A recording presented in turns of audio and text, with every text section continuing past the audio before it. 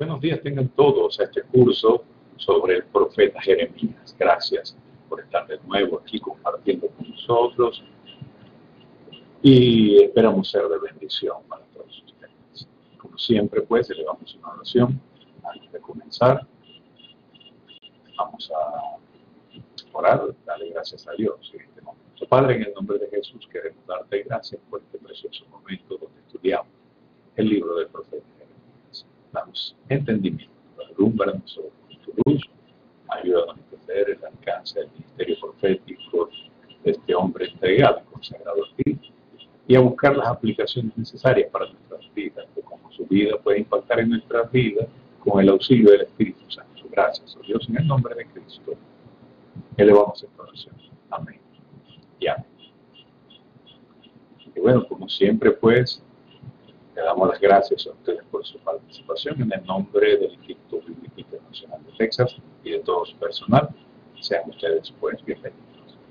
Y comenzamos compartiendo, como siempre, nuestra pantalla de presentación de la diapositiva que corresponde con la clase de hoy. Allí ya la tenemos en pantalla. Mi nombre aparece allí también, Alirio Ortega, mi correo electrónico. Ustedes saben, siempre la orden con este correo para que ustedes puedan enviar sus preguntas, tareas, dudas. Y también lo pueden hacer, obviamente, a la página del Instituto Bíblico, a la dirección donde se haya asignado por el personal directivo. Y de igual manera van a ser atendidos y evaluados. Y avanzamos. Esta es la clase número 3 del libro del profeta Jeremías. Y lo primero que vamos a analizar es la vocación del profeta Jeremías en el capítulo 1. Para ello vamos a leer, pues, nuestra versión de Biblia online. Vamos a estar usando la versión Reina Valera, porque es la más conocida para muchos. Y nos vamos a deleitar un poco también leyendo de ella. Y vamos a leer el capítulo completo para después entrar en los detalles pertinentes a las aplicaciones, al exégesis y a la hermenéutica. Y también, pues, de esta forma deducir la palabra que Dios tiene para nosotros. Y comienza el libro del profeta Jeremías con lo siguiente, dice: palabra de Jeremías, hijo de Hilcías, de los sacerdotes que estuvieron en Anatot, en tierra de Benjamín. Palabra de Jehová que le vino en los días de Josías, hijo de Amón, rey de Judá, en el año 13º de su reinado. Le vino también en los días de Joacim, hijo de Josías, rey de Judá, hasta el fin del año 10º de Sedequías, hijo de Josías, rey de Judá, hasta la cautividad en el mes quinto. Vino pues a mí palabra de Jehová diciendo: antes que te formase en el vientre te conocí, y antes que naciese te santifiqué, te di por profeta a las naciones. Y yo dije: Señor Jehová, he aquí no sé hablar, porque soy niño. Y me dijo Jehová: no digas, soy un niño, porque a todo lo que te envíe irás, y dirás todo lo que te mande. No temas delante de ellos, porque yo estoy contigo para librarte, dice Jehová. Y extendió Jehová su mano y tocó mi boca, y me dijo: he aquí, he puesto mis palabras en tu boca. Mira que te he puesto en este día sobre naciones, sobre reinos, para arrancar y destruir, para arruinar y derribar, para edificar y para plantar. La palabra de Jehová vino a mí diciendo: ¿qué ves tú, Jeremías? Y dije: veo una vara de almendra. Y me dijo: bien has visto, porque yo apresuro mi palabra para ponerla por obra. Vino a mí la palabra de Jehová por segunda vez diciendo: ¿qué ves tú? Y dije: veo una olla que hierve, y su faz está hacia el norte. Me dijo Jehová: del norte se soltará el mar sobre todos los moradores de esta tierra. Porque aquí que yo convoco a todas las familias de los reinos del norte, dice Jehová, y vendrán, y pondrán a cada uno su campamento a la entrada de las puertas de Jerusalén, junto a todos sus muros en derredor, y contra todas las ciudades de Judá. y a causa de toda su maldad, proferiré mis juicios contra los que me dejaron e inciensaron a dioses extraños, y la obra de sus manos adoraron. Tú pues, ciñe tus lomos, levántate y háblales de todo cuanto te mandé. No temas delante de ellos, para que no te haga yo quebrantar delante de ellos. Porque aquí yo te he puesto en este día como ciudad fortificada, como columna de hierro y como muro de bronce contra toda esta tierra, contra los reyes de Judá, sus príncipes, sus sacerdotes y el pueblo de la tierra. Y pelearán contra ti, pero no te vencerán, porque yo estoy contigo, dice Jehová, para librarte. Pues como vemos, ahí está la palabra de Jehová dada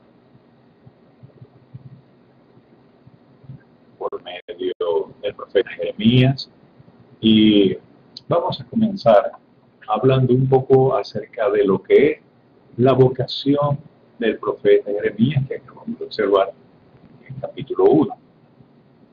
Es difícil hablar de vocación entendida como algo que se desea. Nuestra palabra vocación en castellano tiene esa connotación de algo en la cual pues puedo dedicarme con cierta atracción, con cierto placer, porque es algo que me atrae, que me gusta. Es como cuando el joven está pensando qué carrera universitaria puede tomar, y a lo mejor siente una pasión por medicina, se ve siendo médico, tiene esa inclinación hacia el por qué suceden las enfermedades, a conocer cómo funciona el cuerpo, y en ese sentido estamos hablando de la vocación. Pero en el caso de Jeremías, pues, al parecer es algo que él no quería asumir.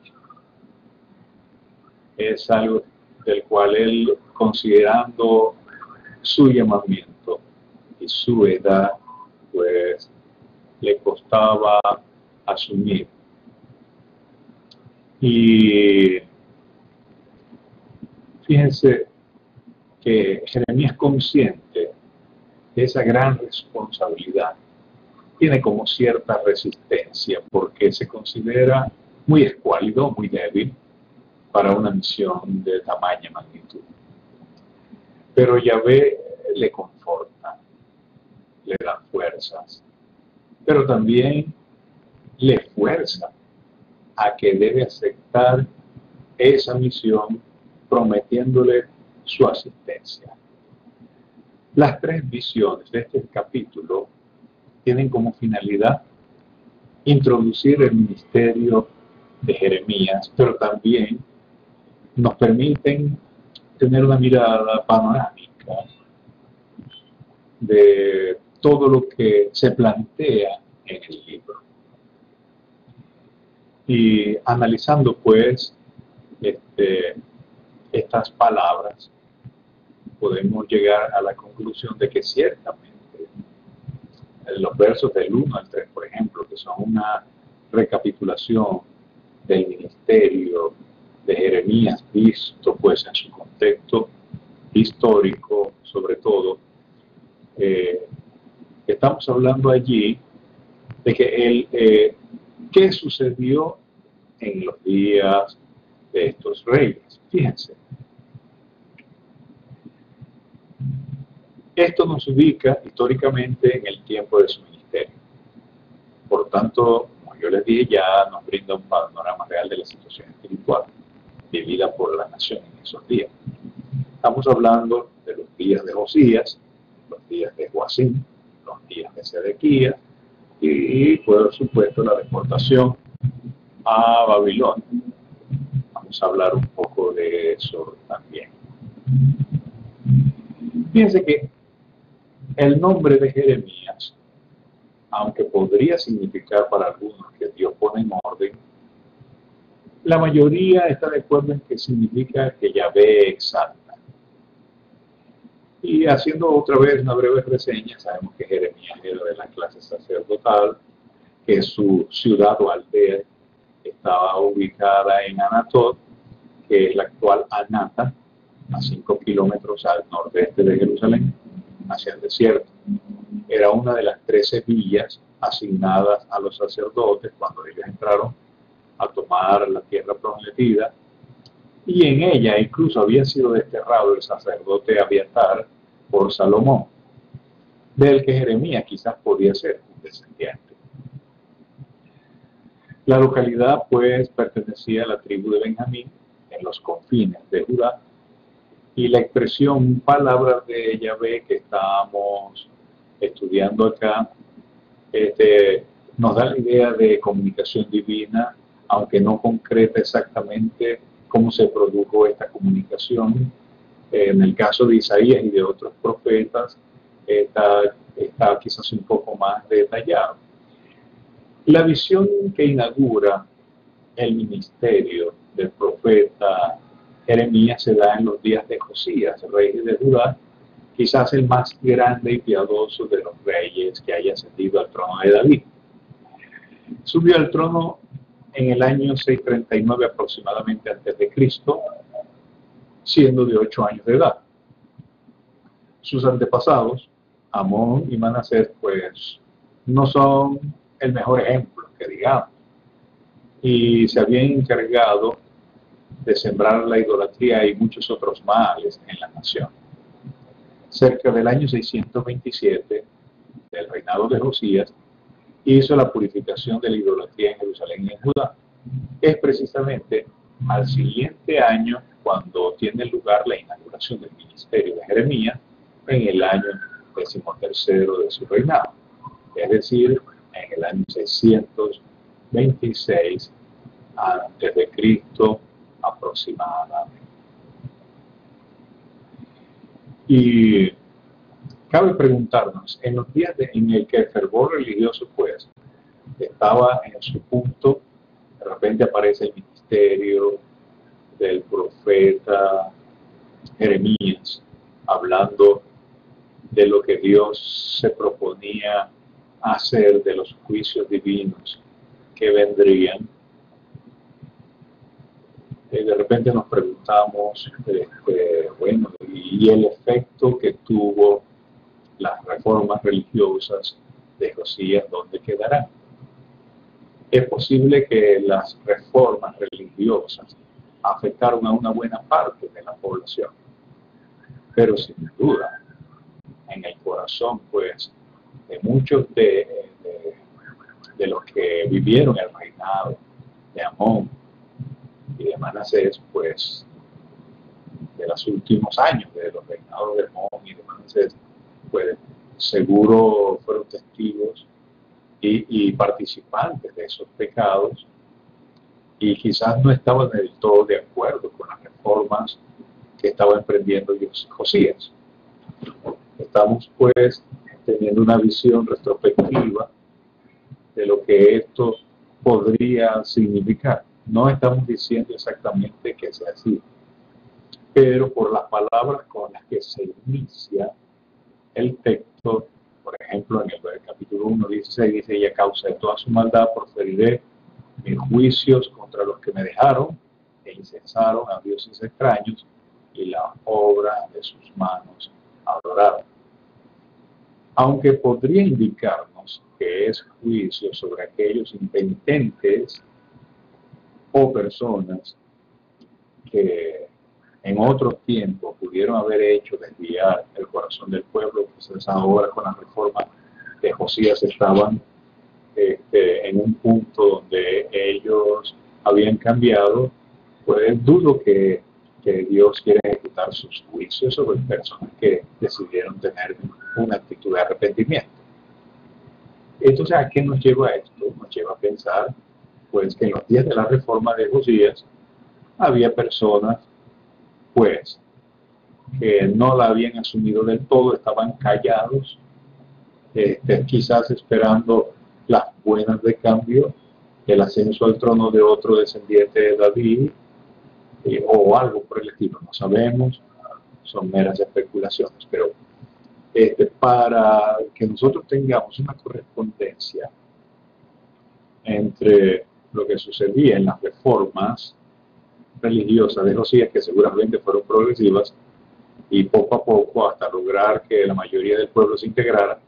Y lo dicho por el profeta Jeremías, pues nos hace pensar de que ciertamente no en todos se estaba calando exactamente esto, aunque el pueblo servía a Yahvé, es posible que todavía había algunos, quizás pocos, que estaban allí aguardando el momento oportuno para hacer resurgir las abominaciones que este bondadoso rey pues había desterrado. Y ya nosotros pues conocemos parte de la historia, si la hemos leído, cuando Josías sale de la escena y prosiguen sus descendientes desde Joacim hasta Sedequías, y ninguno de ellos fue digno de alabanza. Todos ellos pues prevaricaron e hicieron lo malo ante los ojos de Jehová. Y el ministerio pues del profeta Jeremías cubre esos periodos pues con mucha pasión, hablando acerca de lo que ha de suceder en esos tiempos. Y fíjense que tenemos dos visiones de la vocación de Jeremías que se muestran. Uno muestra la perspectiva divina y el otro la perspectiva humana, que son los versos del 4 al 10 que plantean la perspectiva divina y humana.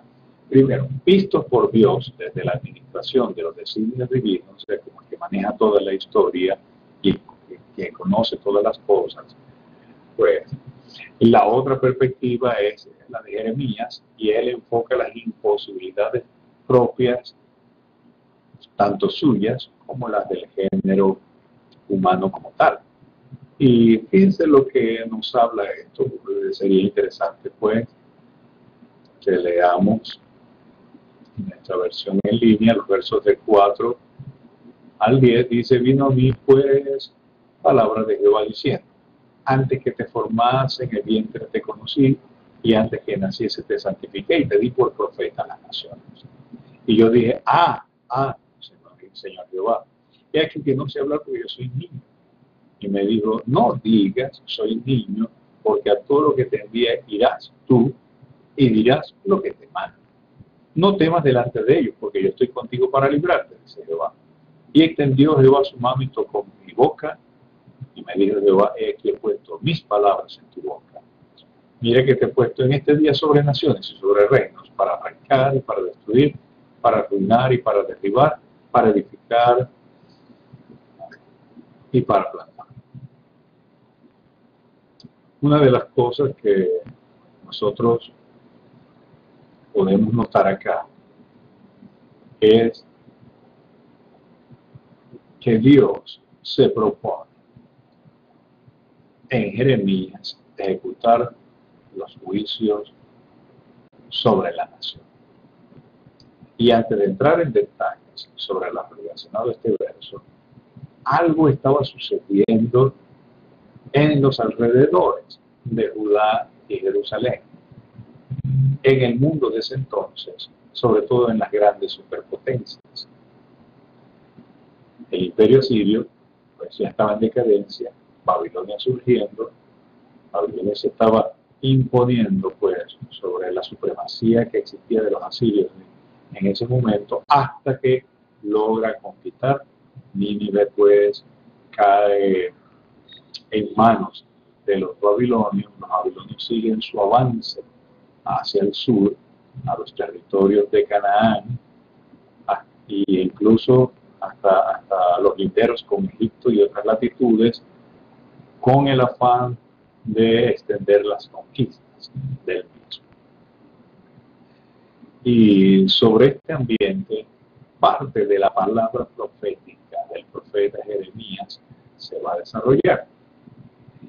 Y es interesante ver, pues, que la vocación del profeta no se dan, pues, situaciones concretas como las que son descritas en otros libros, en el caso de Isaías y Ezequiel.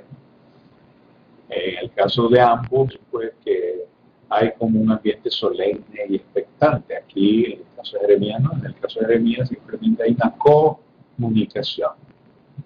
Yahvé trae su palabra al profeta Jeremías y le da a entender que por designios divinos, él es el escogido para llevar su palabra, escogido antes de que naciese, con ese fin y ese propósito. Y allí pues tenemos muchas cosas de las que hablar. Por ejemplo, la Septuaginta y la Vulgata manejaron la idea de consagrar o santificar. Y al parecer, en el sentido pues no de transmitir una gracia que provee santidad, como la que obtenemos cuando nos bautizamos, sino en el sentido pues de estar apartados para prestar un servicio a Dios. Y de esta forma pues Jeremías es constituido un hombre cuyo fin y propósito es ejecutar la misión de enviar la palabra de Dios y advertirle a las naciones sobre lo que Yahvé tiene en mente con respecto al pecado de cada una de ellas, pero casi todo esto gira en torno a la relación que Dios tiene con Israel, su pueblo. El pecado de Israel, el pecado de Judá es censurado, la manda en Jerusalén, y por lo tanto Dios ha decidido escoger a un hombre que ya había apartado para tales fines desde el principio para poder traer la palabra de Yahvé, y esta palabra pues tiene su impacto sobre la humanidad. Usa términos empleando paralelismos, digamos una serie de paralelismos sinónimos, y a través de una serie de paralelismos sinónimos coloca uno antónimo como para brindar un énfasis y que quede bien tanto en la mente del profeta como la de los lectores, que ese era el fin por el cual Dios había enviado al profeta Jeremías. Fíjense que en la instalación de su ministerio es el propio Yahvé que sale al encuentro, lo toca, algo parecido sucedió con Isaías, lo toca en su boca y como símbolo pues de que las palabras suyas están puestas allí. ¿Y cuáles son el alcance y la autoridad que tienen estas palabras desde el punto de vista de Dios? Bueno, estas palabras son para arrancar, para destruir, para arruinar, para derribar, paralelismos sinónimos, en una serie de dos, para contraponerse luego con uno antónimo, para dar un énfasis, y tenemos algo así como un paralelismo sintético, para edificar y para plantar. En fin, para que a través de la palabra enviada por Dios a través de su siervo Jeremías, pues las naciones pudieran tener la reverencia y el temor a Yahvé y a su siervo que lo representaba. De esta forma, pues, Dios instala el ministerio del profeta de Jeremías en un evento parecido al que tuvo con otros profetas. En el caso específico podemos hablar de uno como Isaías, donde Dios pues toca su boca, en este caso usando un ángel, y aquí directamente vemos que es Yahvé el que ejecuta la acción en el caso del profeta Jeremías. Los versos 11 al 16, los versos 11 al 16 y al 19 incluso, son el inicio de las visiones y forman parte de este oráculo de inicio ministerial del que nos está planteando el texto de Jeremías, y que también son un preámbulo de todo lo que Dios tiene previsto hacer. Vamos a leer en nuestra versión de Biblia en línea los versos 11 al 19. La palabra de Jehová vino a mí diciendo, ¿qué ves tú, Jeremías? Y dije, veo una vara de almendro. Y me dijo, bien has visto, porque yo apresuro mi palabra para ponerla por obra. Vino a mí la palabra de Jehová por segunda vez, diciendo, ¿qué ves tú? Y me dijo, veo una olla que hierve y su faz está hacia el norte. Me dijo, del norte se soltará el mal sobre todos los moradores de esta tierra, porque aquí que yo convoco a todas las familias de los reinos del norte, dice Jehová, y vendrán y pondrán cada uno su campamento a la entrada de las puertas de Jerusalén, y junto a todos sus muros en derredor, y contra todas las ciudades de Judá. Y a causa de toda su maldad proferiré mis juicios contra los que me dejaron e incensaron a dioses extraños, y la obra de sus manos adoraron. Tú pues, ciñe tus lomos, levántate y háblales todo cuanto te mandé. No temas delante de ellos para que yo no te haga quebrantar delante de ellos. Porque aquí yo te he puesto este día como ciudad fortificada, como columna de hierro, como muro de bronce contra toda esta tierra, contra los reyes de Judá, sus príncipes, sus sacerdotes y el pueblo de la tierra. Y pelearán contra ti, pero no te vencerán porque yo estoy contigo, dice Jehová, para librarte. En estas dos visiones vemos el mensaje justiciero. Dios, pues, anunciando un justo juicio de parte de Él. Es un mensaje que imputa castigo. En una visión, pues, presentada al profeta, él ve una vara de almendro, y para tener esta visión, entenderla, es necesario comprender el juego de palabras hebreas que emplea el profeta. Al almendro se le llama en hebreo poéticamente vigilante, porque es el primero que florece al despuntar la primavera, adelantándose a otros árboles. Pues jugando con su nombre, Yahvé dice a Jeremías, tú ves un vigilante o un almendro, pues así velaré yo sobre mis palabras para cumplirlas. Así pues yo apresuro mi palabra para ponerla por obra. Dice, yo mismo velaré para que todo lo que te he dicho se cumpla. Así de esta forma se presenta en estas líneas de poesía del profeta, como si Yahvé estuviese madrugando para ejecutar sus justos juicios. En medio de un ambiente donde todos pues están aparentemente tranquilos, como árboles en letargo invernal, pues así vendrá sobre ellos la palabra de Dios. Dios no duerme, Él está pendiente de que esta palabra se cumpla, y pues no solamente está pendiente, sino que está vigilando, amaneciendo con ella para asegurarse de que se cumpla exactamente como Él lo ha dicho. La segunda visión explica el sentido inicial de la primera.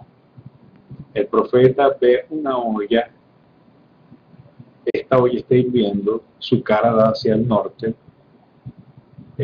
y la olla hierve de tal manera que el contenido pues de la olla parece derramarse, y se derrama pues hacia el norte. Esa olla hirviendo es un ejército formado por los reinos que vienen de allá y amenazan en caer sobre Judá. Es como un turbión que viene del norte en el camino tradicional de las invasiones asirias.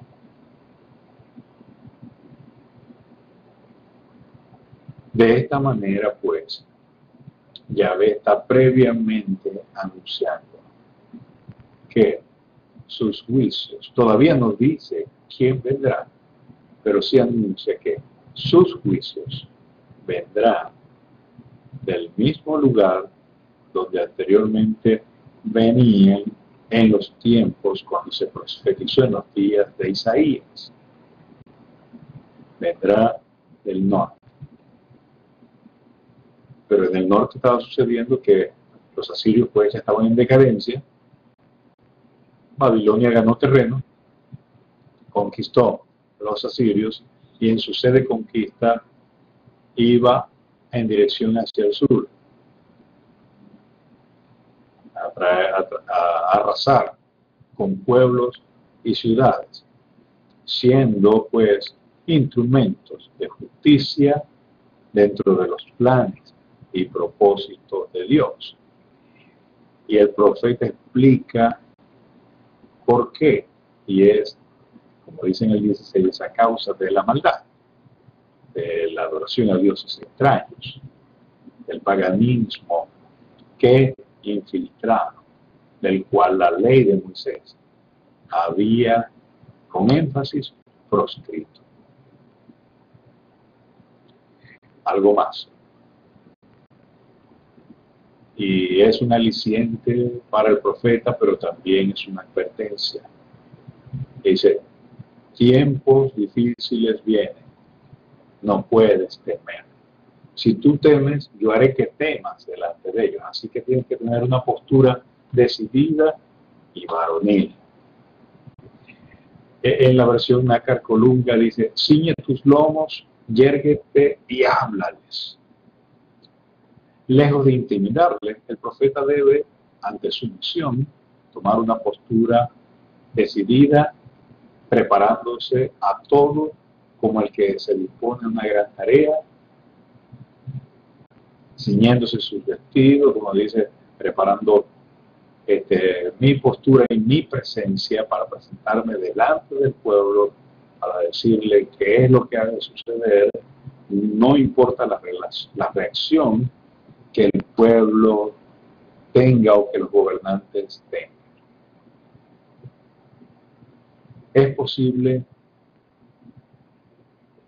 que encuentre mucha oposición, y lo vamos a ver. Así sucede en la mayoría de los hombres que sirven a Dios. Ir en contra de la corriente de la opinión pública, sin ceder ante los halagos y los oportunismos.